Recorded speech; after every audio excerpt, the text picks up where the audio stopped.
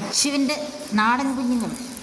ഇവിടെ വരുന്ന സെൽവി എന്ന് പറയുന്ന പൂച്ചയിൽ ഉണ്ടായ കുഞ്ഞുങ്ങൾ 4 പേരുണ്ട്. 4 പേര്.